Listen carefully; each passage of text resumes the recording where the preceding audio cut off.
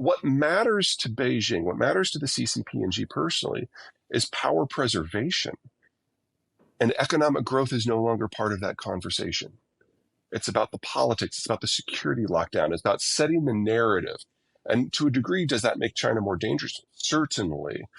But it also means that no matter what they do, China as an internationally diverse, economically wired country is not long for this. Welcome back to Real Vision. It's great to be back.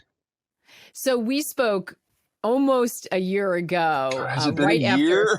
Yes, it seems like a century. I know, but it is a year. And we spoke right after Russia shocked much of the world by invading Ukraine. What's your assessment of the war right now? Well, I'm happy to say that not just my assessment, but everybody's assessment about how this war was going to shake out has been wrong. The Ukrainians have outperformed by every possible measure. The Russians have underperformed by every possible measure. The Americans have gotten involved in a way that I don't think anyone thought was possible.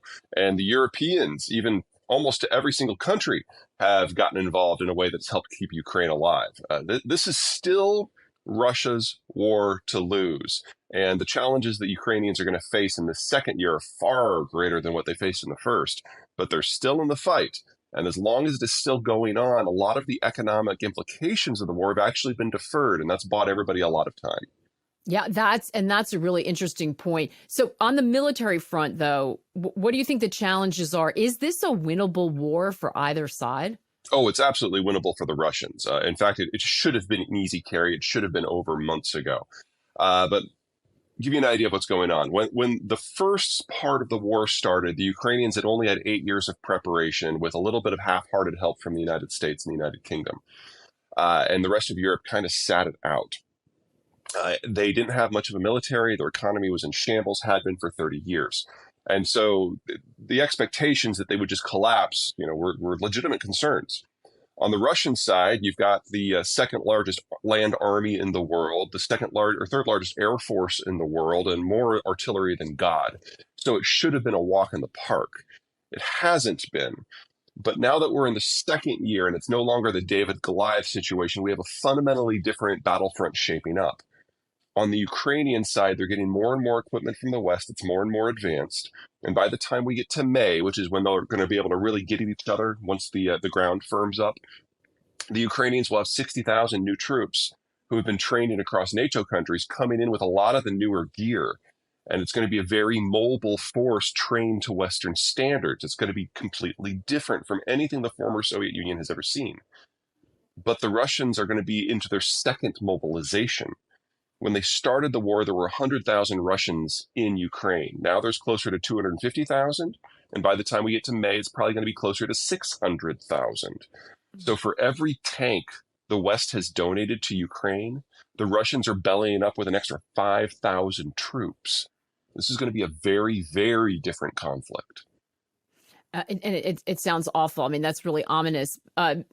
Is it too simplistic to ask if the Russians have the soldiers have the will to win in the same way the Ukrainians did? I mean, we see the articles, they're conscripted, they're not, they abandon it. But are we being sort of lulled into complacency by some of that? I mean, are they fit to fight?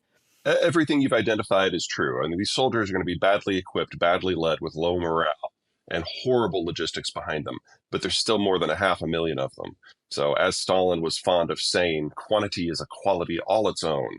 Mm-hmm. And every single Russian war in history, the first year of it has looked like what we've seen. It's been a logistical disaster with high casualties.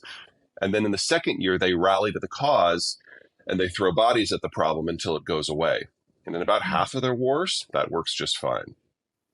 Wow, that's so hard to hear. Do they have the resources, the economic resources to continue? And if not, do they get aid from somewhere else or some other country? The big looming We're talking question. about China, yep.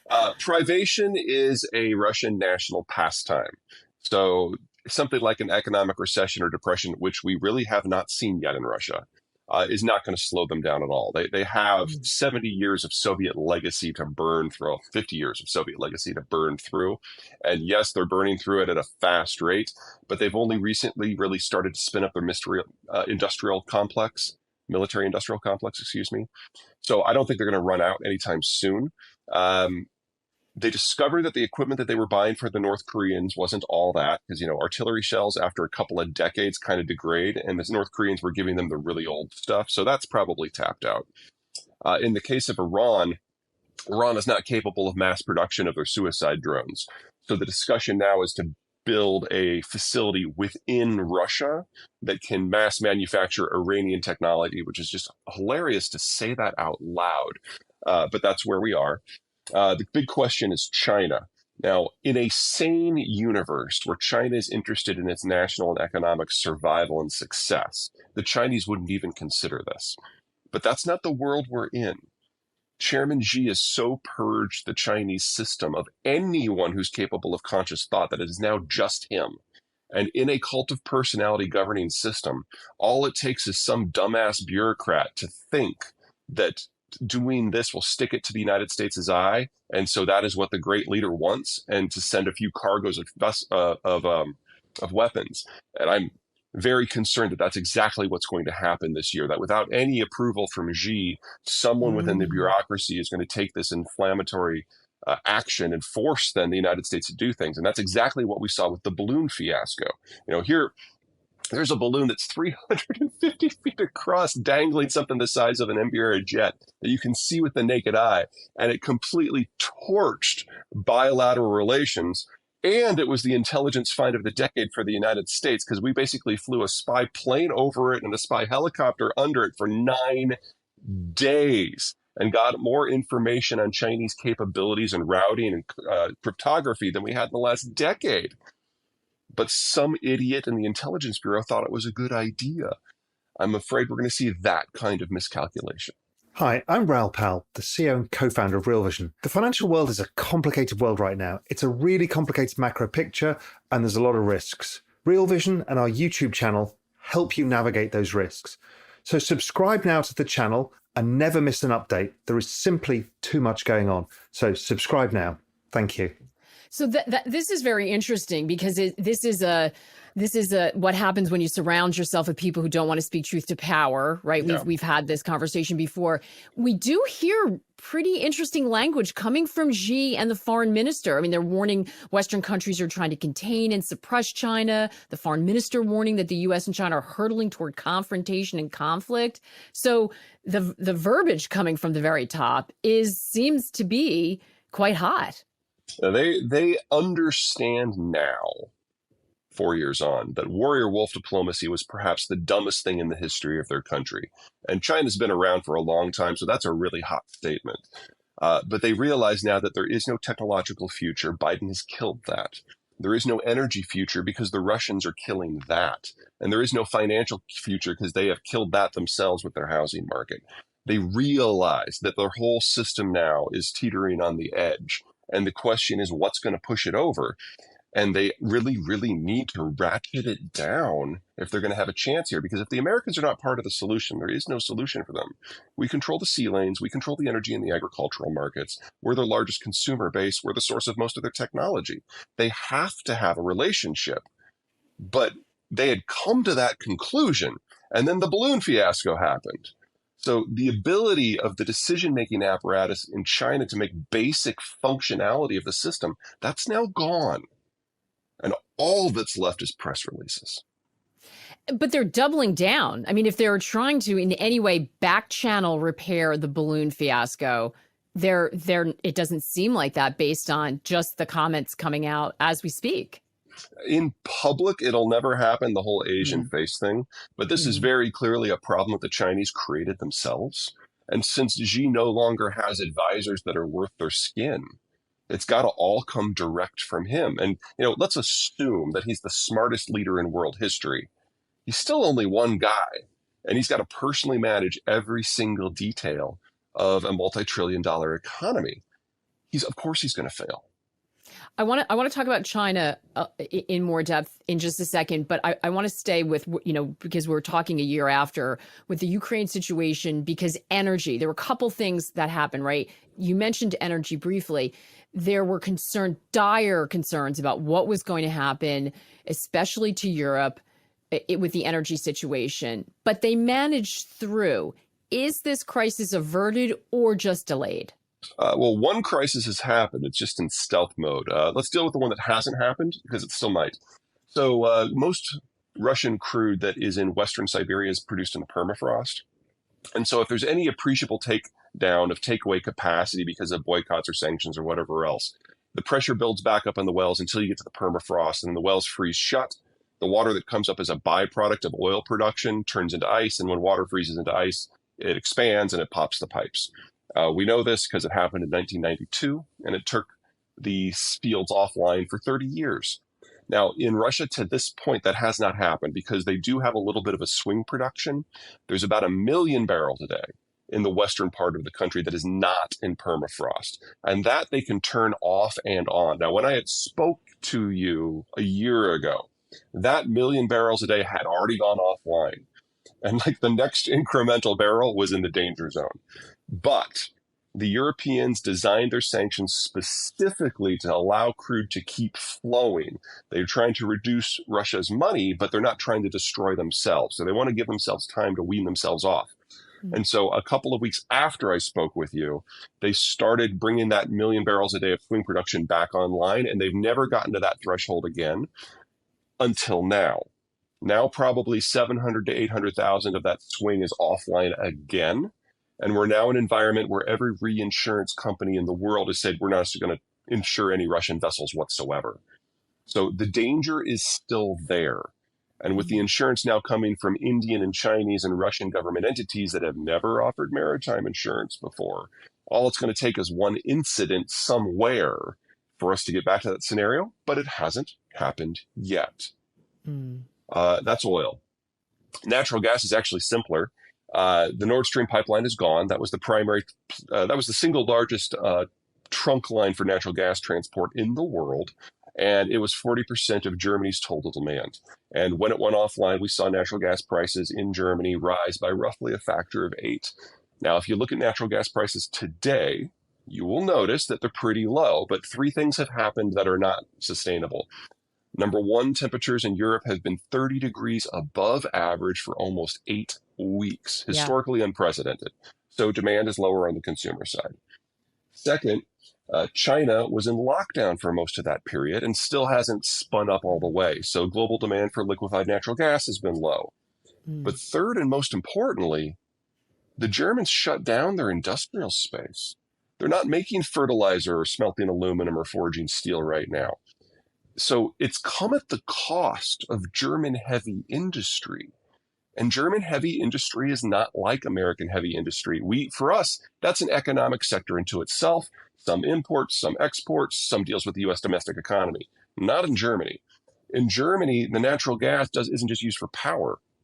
It's used to make the base materials in the petrochemical system that then inform their entire manufacturing sector. And without that, there is no German manufacturing sector. So BASF is physically dismantling their industrial plant within Germany and shipping it to other places, most notably Louisiana, to tap places where there still is natural gas, hoping that they can ship the chemicals back to their home country to save their economic system. But that would require a build out in Louisiana that happens faster than what the Nazis did during World War II.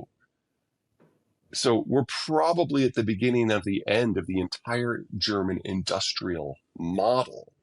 All they've managed to do is delay it just a little bit, and that's largely because of weather. So this goes back to your point that some unexpected things happen, i.e. Ukraine surviving as long as they have and still in the fight, which delayed all the economic effects that we expected to see. So it sounds like you're saying no one solved the problem. Europe hasn't solved its energy problem. It's just that the worst pain hasn't been felt yet. So they bought some time. Exactly. But it's not enough time.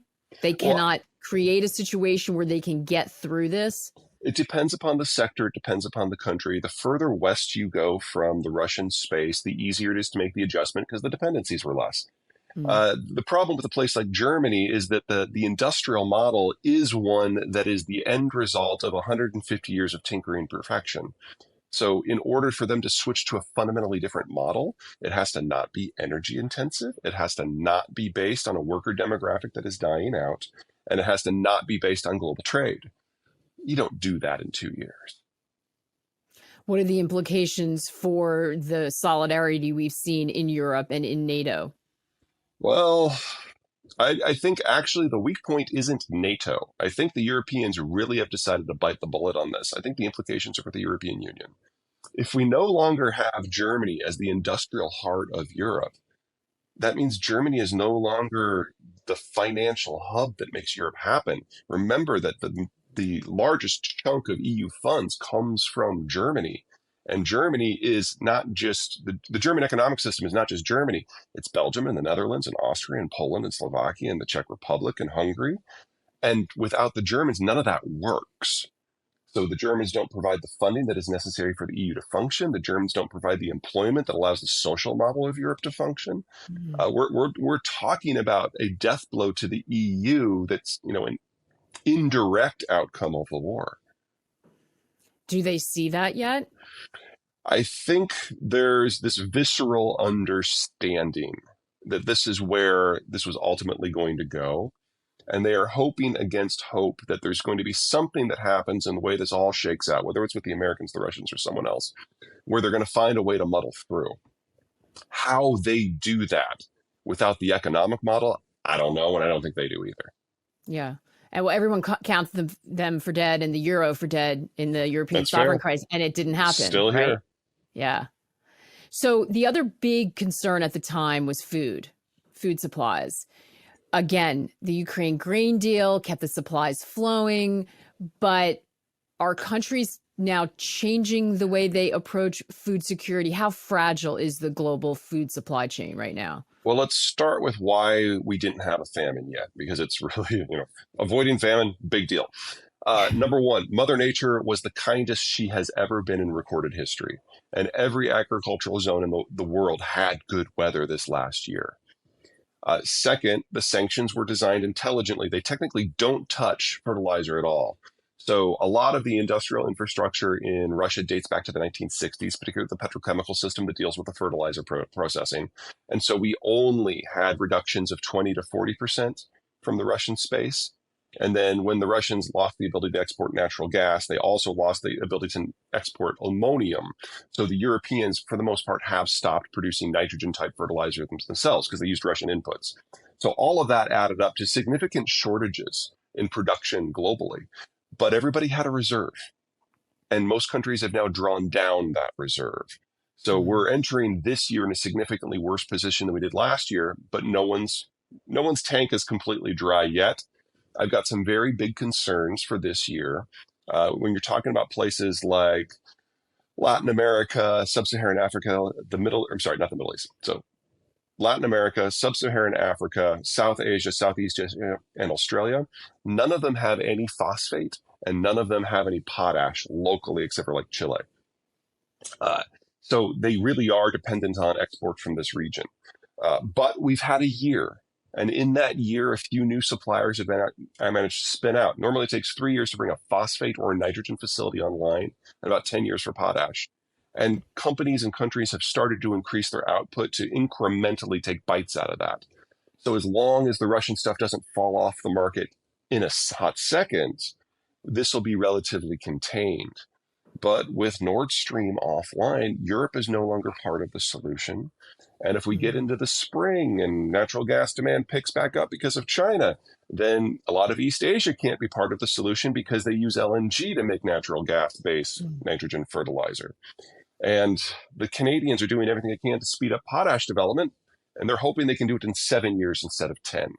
So we're still right on the edge, and it doesn't take a very creative crisis to tip us into the disaster zone. So, we're talking about the sanctions being strategically set up so that there were enough things coming, both on energy and food, enough flows to have everybody muddle through. At some point, if the Russians are not making progress, do they sort of adopt scorched earth policy and just say, we're cutting it off? It's entirely possible. This war is not about economics for the Russians. from their point of view, if they can't reestablish the forward crustal defense that the Soviet Union had, they will disappear from this earth. And they're right. Their demographics are terminal. This was always going to be the last century of the Russian ethnicity. And they feel, and I think rightly, that if they can't forward position, then they're going to be fighting internal rebellions at home, because probably now 1 in 3 Russian citizens is no longer ethnically Russian. And the non-Russian ethnics have very high birth rates, while the Russian ethnics have very low birth rates. So they really do see this as the twilight of their lives, and they're right. So if we get to a position where the Russians feel that the leverage makes sense, of course they'll do it. But from the European point of view, they're not going to force the issue as a unit, as a European Union. But there's still the possibility that some country, like in Italy or Latvia, will just decide, enough is enough and start going after the maritime cargo. And that'll destroy the insurance picture for the entire region. And that is more than enough to cut this into crisis in multiple sectors all at once. So on every front, everyone's bought time, but there is no permanent solution, and the system is incredibly fragile, it sounds like. Absolutely. And bottom line here, the Russian stuff will all go away and never come back. That's cooked in now. The Russian technological base is weak. Their workforce was hollowed out before they started throwing hundreds of thousands of people at this conflict. They're incapable of maintaining their own system, especially when it comes to energy and petrochemicals and mining. A lot of the growth we have seen around the world since 1992 has been about the inclusion of places that didn't participate in the first wave of globalization into the system. That's Brazil, that's China, that's Russia. If you go back to 1992, there was only one product where Russia was a top 3 producer, and that was oil. Now they're a top 3 producer of over 20 different materials that we all use every day. Without the Russians participating eagerly, this will all go away. The question is whether it's this month, this year, this decade. So we all need to prepare for that one way or another. It's a major supplier out of the global system, basically. Yeah, I mean, food and energy we've talked about, lumber is in there, palladium, let's say you want semiconductors, palladium and neon, integral parts of any semiconductor fab facility, it's half the global total. So there's just a lot of things we're going to have to figure out how to do differently or how to do regionally if we still want the things we've become used to.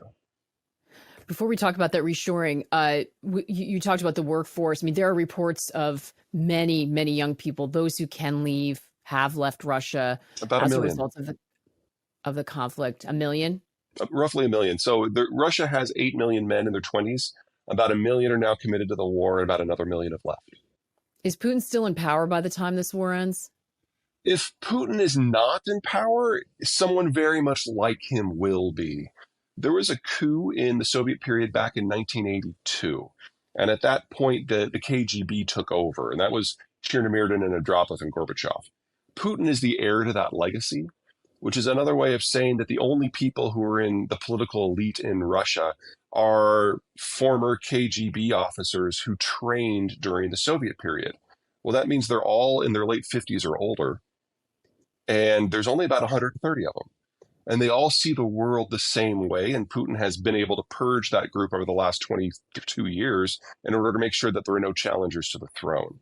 So as long as it's someone from that elite who's in charge, Putin's fine. And even if he wasn't, he died for health reasons, one of his replacements would feel the same way.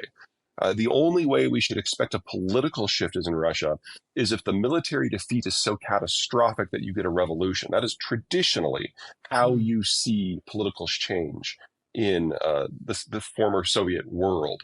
And we're just not there yet.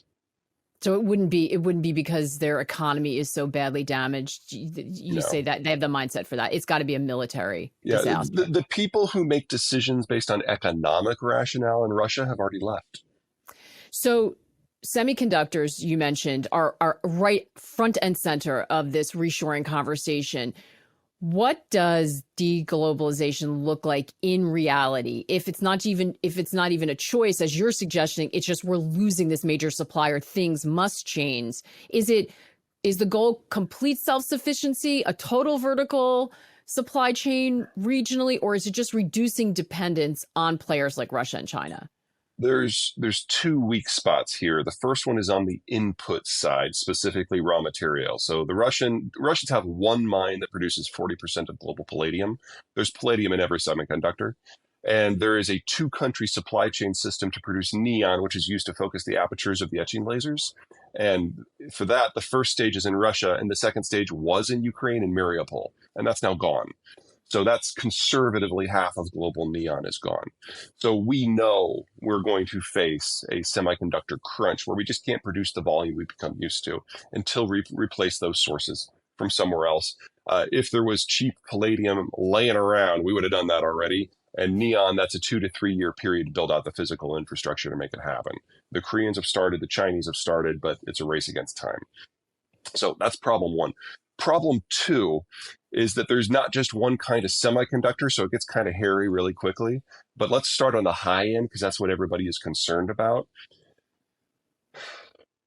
There are over 6,000 firms globally that are involved in semiconductor fab facilities for the 10 nanometer and better chips. 5,000 of them are involved with a company called ASML, which is a Dutch firm that does the lithography. Most of those 5,000 firms have no global competition. They're highly specialized. They do one thing for ASML, and most of them only have ASML as a customer. Now, these firms exist in China and Japan and South Korea and Taiwan and the United States and Canada, Mexico, and above all, Germany. See where I'm going here? You miss a few of those pieces, and ASML in its current form cannot function. Now, I am a huge fan of ASML. I think it is the world's best company. Whether it's quality control, managing their supply chain, the technical innovation, the corporate secrecy. Oh my God, they're so good at that. But they are the only company on the planet that makes the lithography machines, which are the most sophisticated machines humans build, for every single one of the fabs that produces the 10 nanometer and better chips. So one piece of that constellation falls out and the whole thing stops. So we don't need a war over Taiwan for this to break down. We need to rebuild the ecosystem in a more sustainable way. And since there are so many pieces to that, this is a multi-year process. So we should count on losing the leading edge chips on a global basis. On the low end, 90 nanometer and worse, the analog chips, the Internet of Things chips, that is 70, 80% within the Chinese system. We should count on losing those too. Now, everything in the middle, the 90 to the 10, like the workhorse chips, most of what we need to do the things that we consider necessary, whether it's aerospace, computers that are not servers, that system is more redundant. That system has more players that have more backup, and there's more competition across the space. I actually think that general area will be fine. But if you want to do Internet of Things, if you want to do electric vehicles, if you want to do automated driving or AI, that we need to write off for a few years. And that is going to be very difficult to build back at scale.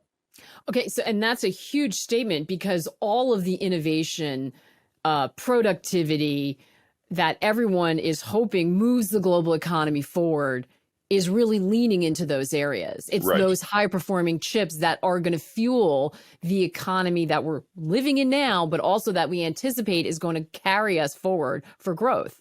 Right, but in the worst case scenario, and I don't get to say good news very often, so please take this to heart.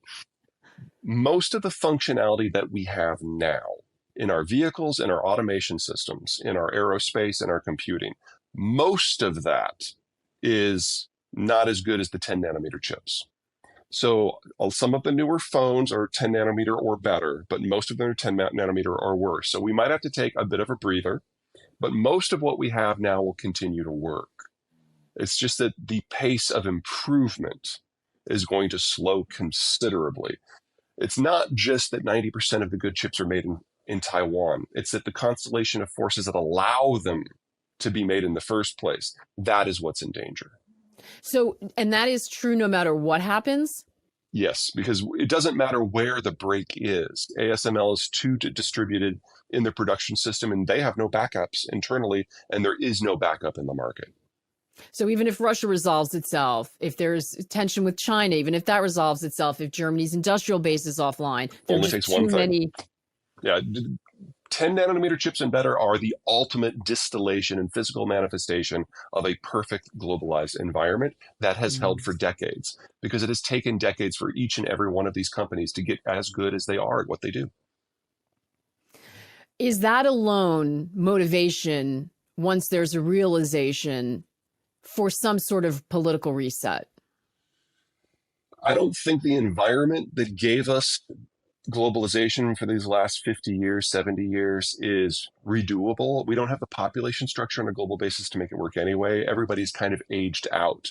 And you can't have global trade without global consumption. And now the demographics of Italy and Germany and Russia and China and Korea, they're all terminal. So the basis has never been there. We were always going to get here. We just now have political military issues that are kind of bringing our use by date forward. This was always going to be the decade that this all broke. The Russians and to a lesser degree, the Chinese are taking steps to make that happen faster. And the areas where there is population growth, I'm just roughly going to say emerging markets, even though that doesn't accurately capture it, and they can't make up for it. Well, actually, the United States still has positive population growth, and Mexico has the healthiest demography for its own class, better than India or Brazil. You leave those two aside, there's not a lot left. The birth rate collapse in places like India and Brazil has been catastrophic. And I don't mean to suggest that they're facing a wall this decade or next decade, but the pace of growth is no longer this kind of bottomless supply of people and consumption that we once thought it was. And even if it was, they have not advanced economically to a point where their consumption can replace places like Europe or China. So back to China for a second. Sure. I saw a terrific headline in an FP article recently that said China can make friends or break legs. It can't do both. It was referring, it's a good headline, right? Kudos. Yeah. It was referring to some of the lending associated with the Belt and Road Initiative, some of the countries they lend to, or, now for infrastructure projects rather, having trouble paying it back. And they, how do they behave? But actually, if you take that headline, I think it can be applied on a broader sense as well. Does it make sense for China to adopt an aggressive posture given some of the economic challenges it faces domestically? They're in a position where there's no real clear path forward. So I don't want to say one particular path is the one that will or won't work, because none of them really will. The headline in specific, the idea is that China did Belt and Road, and during COVID, they went and told everybody that these were all loans. And everyone's like, no, these were all totally grants. And the only country that tried to pay them back was Sri Lanka, and we know how that went. The Africans literally laughed the Chinese delegations out of the room when the Chinese asked to be paid back. So, that was $1 trillion wasted. The way I would phrase it isn't so much break legs. Like, people are only, if you pay people to be your friends, they're only your friends as long as you pay them. Taking a harsher stance with these countries is just sure to tank relations. I would say that the warrior wolf diplomacy has done a great job of that already. But there's no country or series of countries that the Chinese can threaten to get what they want. There's also no country or series of countries that they can invade and conquer to get them what they need. They need a bottomless supply of foreign technology and a bottomless supply of foreign consumption. And politically, that was always questionable, but now technically it's no longer even possible. The only country that might be able to help them out is the United States, but that means doing everything the United States' way. And I would even argue that with demographic decline around the world, even if China were to roll over and show the United States its belly, I'm not sure the United States any longer has the capacity to provide the scale of assistance that would help a system that has become as stilted and broken as the Chinese system is internally. I mean, this is a country where Enron-style investment has existed over an order of magnitude higher than it did in the United States, where every economic sector is teeter on the brink of financial dissolution by the way we understand financial rules. It's the world's most dependent country in terms of imports and exports. It's completely dependent on energy imports and raw material exports. And at the end of the day, it has to sell to the American consumer. It's like, I'm not sure we could help if we wanted to. So what matters to Beijing, what matters to the CCP&G personally, is power preservation. And economic growth is no longer part of that conversation. It's about the politics, it's about the security lockdown, it's about setting the narrative. And to a degree, does that make China more dangerous? Certainly. But it also means that no matter what they do, China, as an internationally diverse, economically wired country, is not long for this world. And that means it's all going to be different for everyone in the not too distant future. Yeah, and there are always people who just find that statement hard to believe, you know, given the sort of size and power to date of China and that it's centrally controlled. Do you think a military invasion, based on what you just said, of Taiwan is a real threat, or is that a distraction? I'm going to go out on a limb here. I'm kind of the minority in my world that I really think that the chances of a Taiwan war are low. The way that the Chinese look at this is they've always considered the Russians to be a useful idiot. And if they're thinking of doing something that's going to stir the pot, they kind of nudge the Russians to try it first to see how it goes. And the Taiwan war would fall into that category. So they saw the Ukraine war as a useful proxy. And it hasn't gone the way that they thought. So, number one, they thought the war would be physically easy because, you can walk to Kiev, and the Ukrainians have only been preparing for 8 years. Well, you got to swim to Taipei, and the Taiwanese have been preparing for 45. And so when the war in Ukraine got bogged down, like, crap, assumption one gone. Assumption number two, they thought the Russian weapons were great, so they cloned them. They stole the IP just like they have for everybody else, and cloned $3 trillion worth of them. And they're now having some very, very serious buyer's remorse, although I guess it would be theft remorse. So, assumption two gone. Assumption three is that everyone will just get over it. Well, we now have the most robust sanctions regime in history on the Russians. And it would be a lot worse for China because Russia is a massive exporter of food and energy. China is the world's biggest importer of both. But I think what has really terrified the Politburo are the boycotts. Because here you have private citizens and companies who, without prodding from their governments, have just walked away from, $500 billion of sunk costs.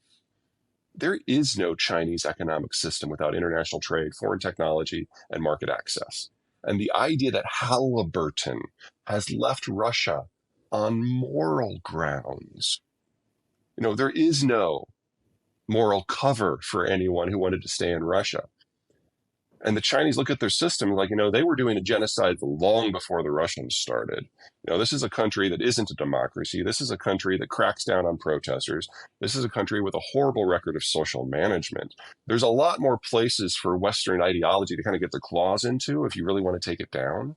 And they now know that the West is perfectly capable of doing it.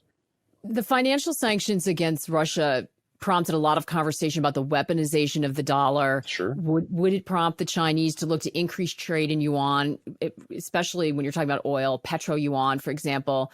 Do you think that there's any possibility of that? Would Middle East producers entertain the idea of pricing oil in yuan?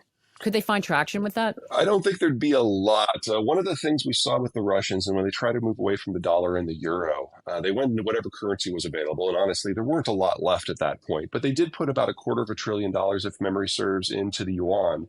And then when they tried to cash it in later, the Chinese were like, nope, we don't want that back.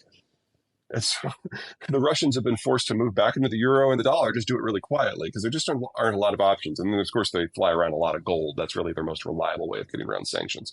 So there's not a lot of options.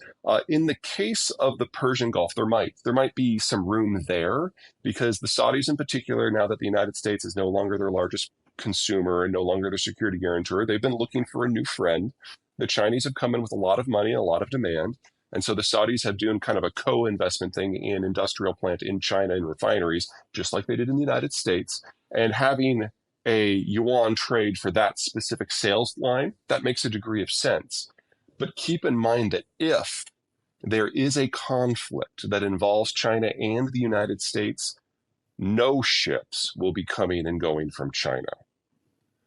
So the Saudis know full well that if you are involved in a hot war with the United States, your tankers don't go there. And so there would be no point in a hot war scenario for the Saudis to do that. Yeah, in a hot war scenario, we are talking about the deindustrialization of the Chinese system and famine within a year, because this is a country that imports 75% of its energy and 75% of the inputs that allow it to grow its own food.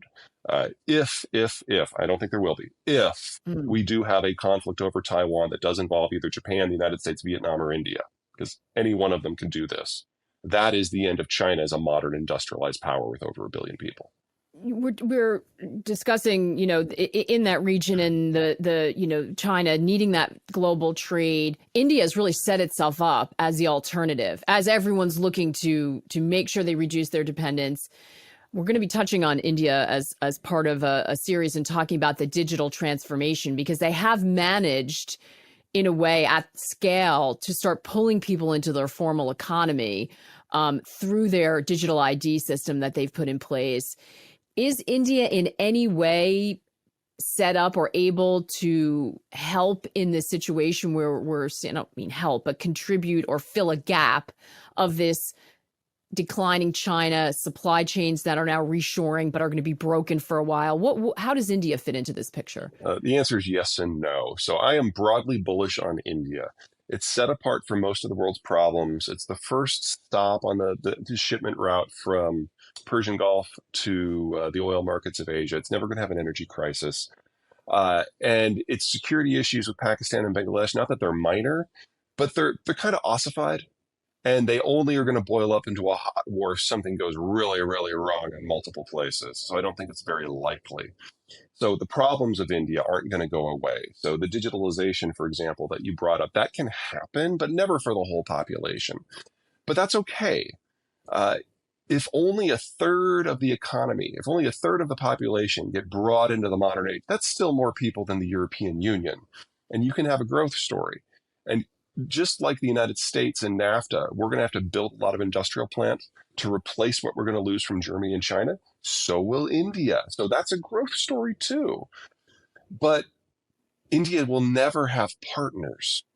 The countries on its borders are either too poor or too hostile. They will never be integration targets. And everyone else is too far away. And the Indians have never been in favor of free trade. So any manufacturing and industrial build out in India is going to be for the Indians, just like most of the build out in North America is going to be for the most of the North Americans. That will limit the quality level, but that doesn't mean it's not going to be successful. So India is India doing things for India based on its own logic. And that is a very good story. But if you think that they're about to become a major global power, no, they never have been, because they've been too isolated. So you can have a very strong success story and still be it not part of a global story. Interesting. So there have been a lot of people sort of, India also a democracy, and people see that as an advantage. But there's been a lot of concern globally about the rise of authoritarianism, right? Sure. This is a sort of in elections all over the place. If you look, any of those sort of shift to the right, or I don't even know if it's proper to say that, but if you look at where you've seen this sort of move to the right or move to more strongman type of regimes, they look at the Russian invasion of Ukraine and think what? This really isn't going the direction we thought it was going to go. And you're right, it's not a left versus right thing. It's a dictator versus non-dictator. It doesn't matter where in the political spectrum you can. We've had plenty of examples, or it doesn't matter where in the political spectrum you've come from. We've got plenty of examples from across the spectrum of how you just have individuals who have decided that they are the big man. On the whole, I've been very encouraged by the events of the last year, because we've seen in most places authoritarianism has been failing. They can't generate the economic activity past a certain point that is necessary to maintain public support. I think we're going to see some cracks in the Chinese facade in the not too distant future. The Russian system is clearly in failure, and the Chinese system is not far behind. It's not that I think the Chinese system was sustainable, but political breakdowns within Beijing have now reached the point that it's glaringly obvious to anyone who's willing to really have an open mind on it, that we really are seeing a system that is in its final stages of dysfunction. There are exceptions. I am concerned about what's going on in Mexico. AMLO has decided that wants to be not so much Nicaragua, but Cuba. No, that's not even fair. I mean, Turkey is probably the closest comparison to what's going on in Mexico right now, where you've got a system that still has all of the trappings of democracy, but you have a leader who's actively trying to break them down. Now, the people are pushing back, and the other power centers of pushing back. And in Mexico, very important here, they have term limits. So we really only have another year, year and a half of AMLO before we get someone else in. So I'm not hugely concerned. In the case of Turkey, Erdogan totally bungled the earthquake recovery. And that, even odds, is going to cost him his job because looks like we are going to have a national unity candidate running against him. And in a relatively free and relatively fair election, he will lose. Then we got to worry about the new guy because, we don't know a lot about him and he's never been in office before. But these systems are for the first time seeing the free world willing to use economic and security tools against them. That is new. One of the tenets of globalization was the idea that in time, economic growth and integration will force all these systems to move for democracies. And throughout the 90s and the 2000s, there was a lot of reason to think that was true. And then it flipped in the 2010s. We're now seeing that if the West and the free world decide to weaponize what they have, they can really tear some stuff up. And so I'm not sure we're getting into the Biden administration's idea of the autocracies versus the democracies, and it's a fight to the end. Way too soon to say that that's how it's going to go.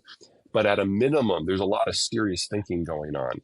And you can see very easily the difference between the authoritarian systems, your Mexicos, your Indias, your Turkeys, and your dictatorial systems, your Russias and your Chinas, where the decision-making cannot happen anymore because the information flows to the guy at the top have broken down. In the other cases, you may have egotistical leaders that don't like to hear things they don't want to hear, but they're still hearing it.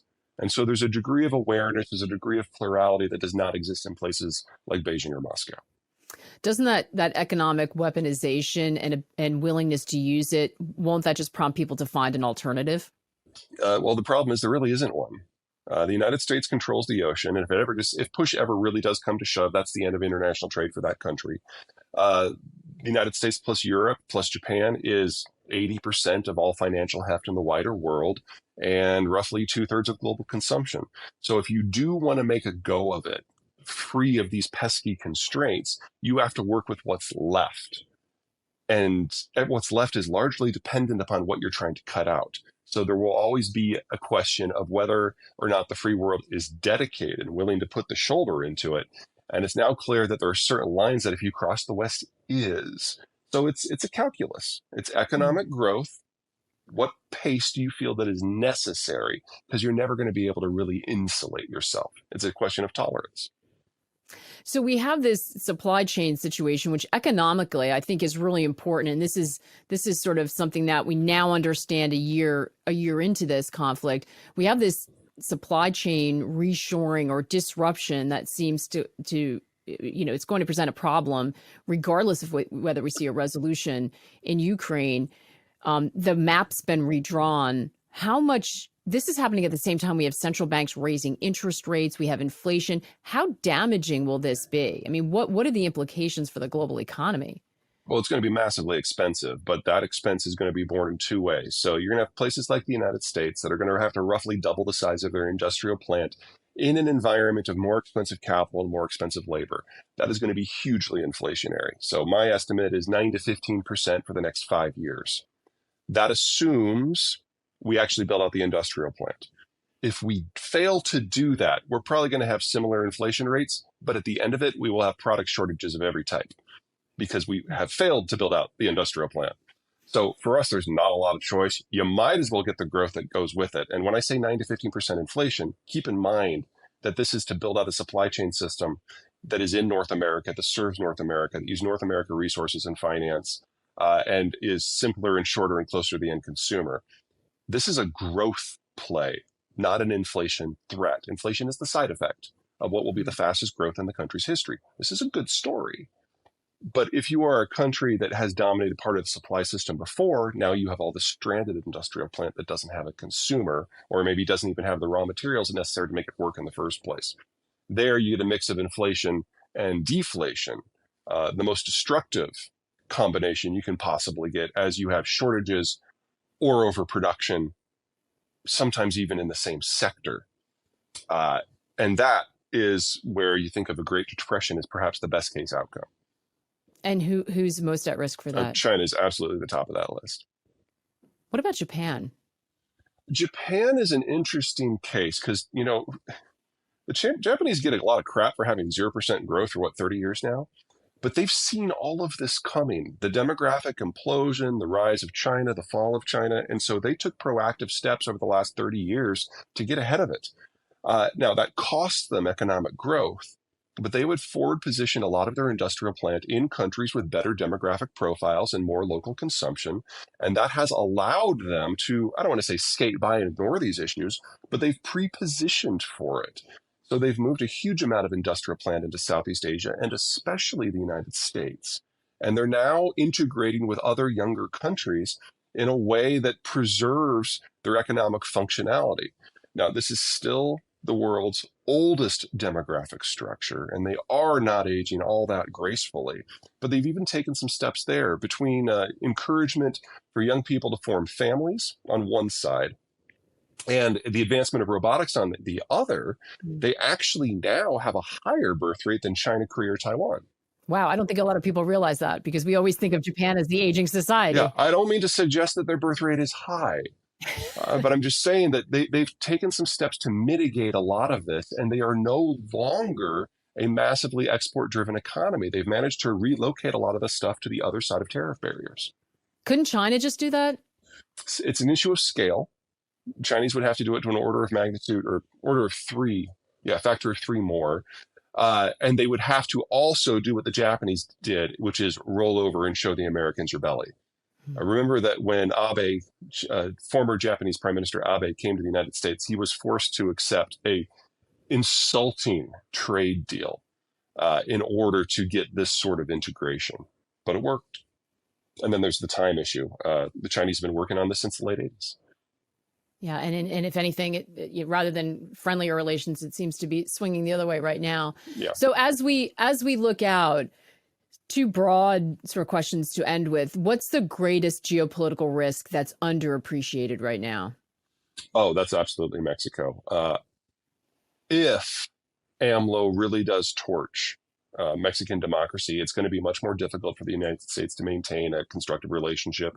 Or if the Jalisco New Generation cartel does succeed in breaking north of the border. This is a drug cartel that kind of exists in Americans' minds in the right way. Until now, the dominant cartel, the Sinaloa, has been a corporate entity. They think of drug running as a business and violence as a means to an end, not an end. Jalisco New Generation is the opposite. It's a gang that just happens to run drugs. And if they cross into the United States, they will go on a violent spree that will force the Americans to revisit all things Mexico and drugs and trade. And this is now our largest trading partner. This is our single biggest partner in the world to come. And the supply chains that we're reshoring, almost all of them that matter, have a big Mexican component. And so if you interlace the drug war into that's a huge problem.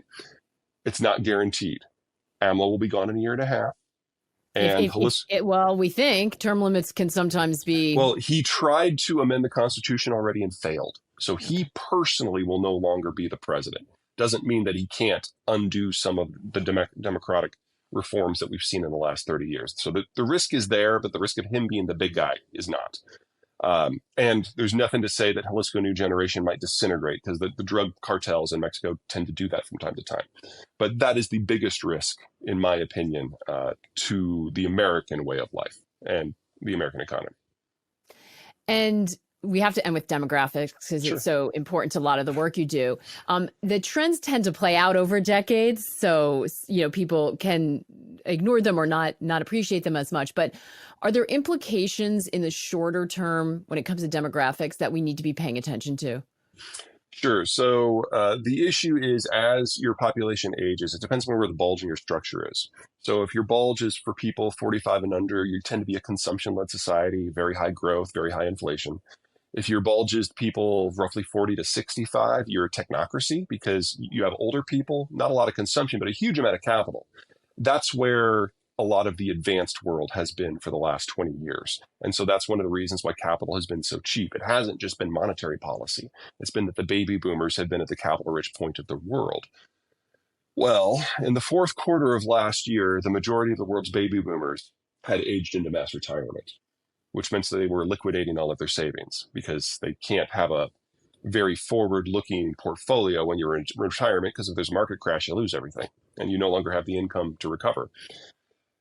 So capital costs are going up and they will continue to go up for the next decade, independent of what happens with the economic cycle or the Fed. That is now baked into the cake. We have passed the Rubicon and we are never going back to the financial environment that we've seen in the last several years.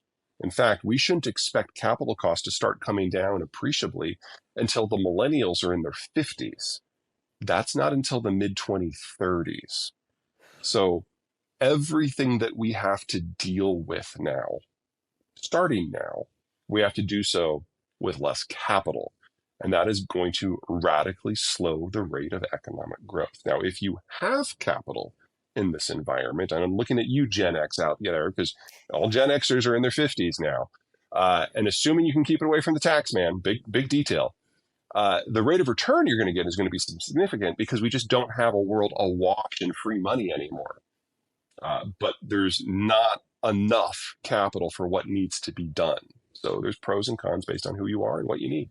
Yeah, you mentioned tax rates, if you can avoid taxes, which is a big if. It sounds like you think those are all going up.